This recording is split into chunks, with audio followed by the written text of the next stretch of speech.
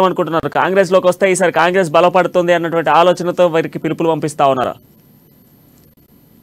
Evening అండి, అమ్మ news ప్రేక్షకులు అలాగే ప్యానెల్ లో ఉన్న తోటి సోదరులకి మీకు కూడా రేవంత్ రెడ్డి గారు ఇచ్చినటువంటి ఆఫర్ గురించి ఒకసారి మరోసారి చర్చించుకొని దాని తర్వాత అంటే ఫస్ట్ నేను చెప్పేది విన్న తర్వాత రేవంత్ రెడ్డి గారి ఆఫర్ గురించి ఎందుకు ఇచ్చారు అనేది నేను వివరణ మీకు చెప్తాను. ఫస్ట్ ఆఫ్ ఆల్ తెలంగాణలో కేసీఆర్ కి కొట్టేటంత బలమైన పార్టీ బీజేపీ పార్టీ అని గతంలో కర్ణాటక ఎన్నికలకు ముందు గానీ అంతకు ముందు గానీ బీఆర్ఎస్ చాలా ప్రగల్భాలు పలికింది, చాలా లొల్లి చేసింది. దాంట్లోనే కాంగ్రెస్ పార్టీ పొద్దున బ్రష్ చేసుకున్నప్పటి నుంచి మొదలు పెడితే రాత్రి పడుకునేంత వరకు కాంగ్రెస్ నేతల ఇండ్ల ముందు పొడిగాపులు కాసి బీజేపీ నాయకులు కాంగ్రెస్ పార్టీ నుంచి వీడిపోయేటట్టు చేసి బీజేపీలో కలుపుకున్నటువంటి విషయం మనకు తెలిసిందే. నేను కొన్ని వందల డిబేట్లలో చెప్పాను ఇదే మాట, ఇప్పుడు కూడా అదే చెప్తున్నా. కానీ ఏ ఆకాంక్షతో అయితే మీరు పోయారో, ఏ ఆకాంక్షతో అయితే కేసీఆర్ ని కొట్టాలి అనుకున్నారో, తెలంగాణలో నిజంగానే అభివృద్ధి చెందక బంగారు తెలంగాణ రాలేదు అని నిజంగా మీ మనసులో ఏముందో నాకు తెలీదు, కానీ మీరు ప్రజల ముందు చెప్పినటువంటి విషయం తెలంగాణ ఆకాంక్ష నెరవేరేది బీజేపీ పార్టీతోనే అని పోయిన రోజు.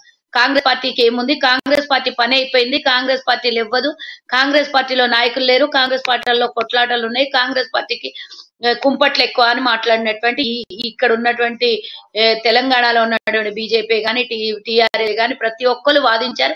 దాంతో పాటు మీడియా కూడా ఒత్తాసు పాడినటువంటి విషయం మనకు తెలిసింది. చీటికి మాటికి తుమ్మితే తగ్గితే అదిగో కాంగ్రెస్ కుంపటి, అదిగో కాంగ్రెస్ కొట్లాట, ఇవన్నీ మాట్లాడారు. కానీ ఈ రోజు నేను అడుగుతున్నా, అన్ని పార్టీలలో కొట్లాటలు జరగట్లేదా? ఈ రోజు ఇదంతా మీడియాకు కనబడుతుంది, ప్రజలకు కూడా కనబడుతుంది కదా. ఏదైతే ఆనాడు కాంగ్రెస్ చెప్పిందో చిన్న చిన్న అలకలు, కాంగ్రెస్ కుటుంబంలో వచ్చినటువంటి చిన్న చిన్న అలకలు తప్పించి బహిరంగంగా ప్రజలకు అది చేసేటటువంటి అన్యాయం మోసం కాదు అని చెప్పాం. మొన్న కర్ణాటక ఎన్నికల తర్వాత కానీ ముందు కానివ్వండి, కేసీఆర్ కి గల్లీలో దోస్తి బీజేపీతో, గల్లీలో కుస్తీ ఢిల్లీలో దోస్తి అని మేము ముందే చెప్పినాం. కానీ వీళ్ళిద్దరు నమ్మలేదు. వీళ్ళు ఇద్దరు కాదు, బీజేపీ లొల్లి చేసింది, టీఆర్ఎస్ కూడా లొల్లి చేసింది. మా మీద అట్లనే మాట్లాడతారు. బీఆర్ఎస్ వాళ్ళు అంటారు కాంగ్రెస్ బీజేపీ ఇక్కడ ఒకటి అంటారు, వాళ్ళ ఇదే బీజేపీ అంటది బీఆర్ఎస్ కాంగ్రెస్ ఒకటి అంటది. కానీ ఎన్నడూ కూడా మేము బీఆర్ఎస్ తో కలవలేదు, దేశంలో బీజేపీతోనే మాకు కొట్లాట ఉంది. కాబట్టి మేము ఆ రోజు నుంచి చెప్తున్న మాట ఈ రోజు నిజమైందా లేదా? కవిత విషయంలో తీసుకుందాం.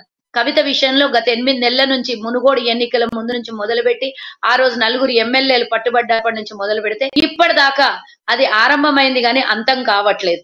కానీ అది ఎందుకోసం బ్రేక్ అయిందో అది ఎవ్వరికీ చెప్పడానికి తరం కావట్లేదు. వీళ్ళందరూ బయటకు వచ్చి మీడియా ముందు ఇప్పుడు పెద్ద పెద్ద నాయకులు మాట్లాడింది కదా. ఇదే రాజగోపాల్ రెడ్డి కాంగ్రెస్ లో ఎమ్మెల్యేగా ఉన్నప్పుడు కాంగ్రెస్ పార్టీ ఏమో ఆయన ఎమ్మెల్యేని చేసింది, బీజేపీ పార్టీలోకి పోయినాక ఆయన మాజీని చేసింది. సరే, ఇదే రాజగోపాల్ రెడ్డి గతంలో ఎన్నోసార్లు మాట్లాడినటువంటి విషయం నేను మీకు ఒకసారి గుర్తు చేయాలనుకుంటున్నాను. కాంగ్రెస్ పార్టీలో ఉన్నప్పుడు పూటకో మాట గంటకో మాట మాడేటోడు. ఏమన్నా అంటే కాంగ్రెస్ పార్టీలో నుంచి నేను విడిపోను అని లాస్ట్ మొన్నటి వరకు అంటుండే. ఒకసారి ఏమో బీజేపీతోనే అవుతుంది, టీఆర్ఎస్ ను కొట్టడము, నేను అభివృద్ధి కోసమే పోతున్నా, నా నియోజకవర్గం అభివృద్ధి, రాష్ట్ర నియోజకవర్గం అభివృద్ధి అన్నాడు. అదే అభివృద్ధి అని మాట మాట్లాడినటువంటి ఇదే రాజగోపాల్ రెడ్డి కనుమరుగైపోయిండే తప్పించి ఎక్కడ కూడా ప్రజల అభివృద్ధి కోసం కానీ నియోజకవర్గం ఎక్కడ కొట్లాడుతున్నాడో నాకు ఒకసారి చెప్పాల్సినటువంటి అవసరం ఉంది. నాకు కాదు, ప్రజలకు చెప్పే అవసరం ఉన్నది. ఈ రోజు ఈటల రాజేందర్ గారినే తీసుకుందాం. మరి ఆ రోజు చేర్చుకున్న బీజేపీ పార్టీ అని ఇందాక మీరు ఇచ్చినటువంటి విజువల్ లో మనం చూసినాం. హక్కున చేర్చుకుంది అంటే మొట్టమొదటిగా ఆహ్వానించింది కాంగ్రెస్ పార్టీ.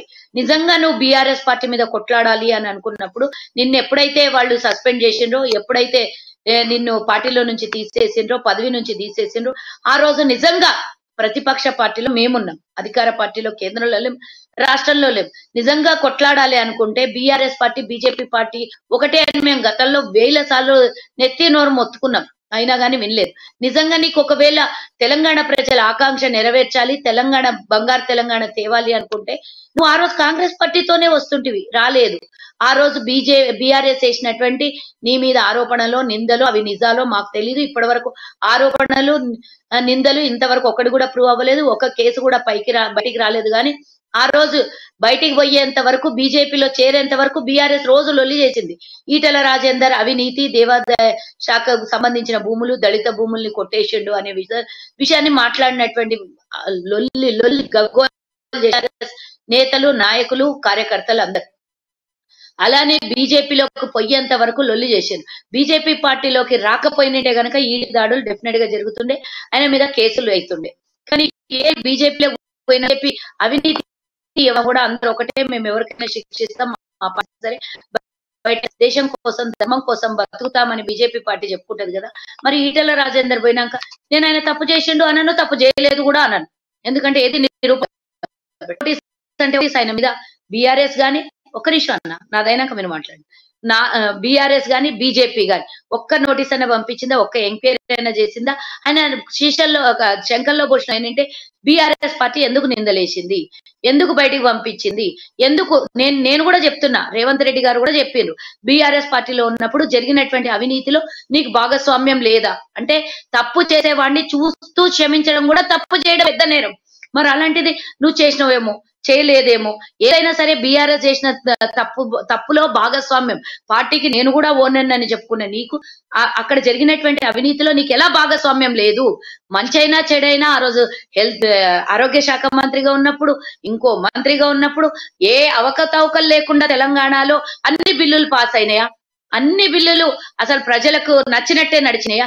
అలా ఒకవేళ ఉండింటే, ప్రజల సంక్షేమమే కోరింటే నువ్వెందుకు కేసీఆర్ అవినీతి, కేసీఆర్ మీద కొట్టది నేనే అని ఎందుకు అంటుండేవి? అంటే అక్కడ నీకు లాభాపేక్ష, అక్కడ నేను ఓనర్ అని చెప్పుకోవడానికి నీకు ఓనర్ నన్నా చేసి ఉండాలి. బీజేపీ పార్టీలోకి వచ్చినాక నువ్వు ఒకటి ఆశించి వచ్చి ఉంటావు, కేసీఆర్ మీద దండయాత్ర చేయాలని. మరి వచ్చి ఇన్ని రోజులైనా 2 సంవత్సరాలు అవుతుంది, ఇంతవరకు ఒక్క దండయాత్రనన్నా చేసినవా? వెనకాల బ్యాక్గ్రౌండ్ ఒక చేరికల కమిటీ అని పెట్టుకొని వివిధ పార్టీల నుంచి చేర్పించడానికి అందరి ఇళ్ల దగ్గర తిరుగుతున్నటువంటి చేరికల కమిటీ చైర్మన్ ఈటెల రాజేందర్. కానీ ఇంతవరకు నిజంగానే అక్కడ అవినీతి జరిగింటే నువ్వు ఇంతవరకు ఒక దాడి అంటే ఆయన మీద ఇంతవరకు ఒక్కటైనా కొట్లాడినవా? ఏ కొట్లాటలు జరగలేదు అని అంటే ఎంతవరకు కరెక్ట్ అనేది ప్రజలకు తెలుసుకోవాలి. కాబట్టి కాంగ్రెస్ పార్టీ ఈ రోజు పిలుపునిచ్చింది, రేవంత్ రెడ్డి అధ్యక్షతన ప్రెస్ మీట్ లో పిలుపునిచ్చింది. ఏమని? మీరు ఒకవేళ నిజంగానే తెలంగాణ ఆక్షన్ కోరే వాళ్ళైతే కాంగ్రెస్ పార్టీలోకి రండి ఆహ్వానం పలికింది. కేసీఆర్ అందరం కలిసి యుద్ధం, ఇండివిజువల్ గా యుద్ధం చేసి అక్కడ బీజేపీ టీఆర్ఎస్ ఒకటే ఇండివిజువల్ యుద్ధం చేస్తే కేసీఆర్ కి మళ్ళీ చేతులు ఆయుధం అందరం కలిసి కొట్లాడి కేసీఆర్ బీఆర్ఎస్ బీజేపీ ఒకటే అని రేవంత్ రెడ్డి గారు చెప్పిండు. వీళ్ళ నాయకులే చాలా మంది, ఇందాక కొండ విశ్వేశ్వర రెడ్డి గారు కూడా బయటకు వచ్చి మీడియాతో మాట్లాడుతూ బీఆర్ఎస్ బీజేపీ వేరు వేరు అనుకున్నాం, కానీ మా ఆకాంక్ష నెరవేరలేదు, కవితను అరెస్ట్ చేయకపోవటంలోనే అంతరార్థం తెలిసిపోయింది, కాబట్టి బీఆర్ఎస్ బీజేపీ ఒకటిలాగానే భావిస్తున్నాం, మేము ఏ ఆకాంక్ష కోసం అయితే బీజేపీలోకి వచ్చినాం ఆ ఆకాంక్ష నెరవేరలేదు అని ఆయన కూడా ఓపెన్ స్టేట్మెంట్ ఇవ్వడం జరిగింది. దీన్ని బట్టి అర్థం చేసుకో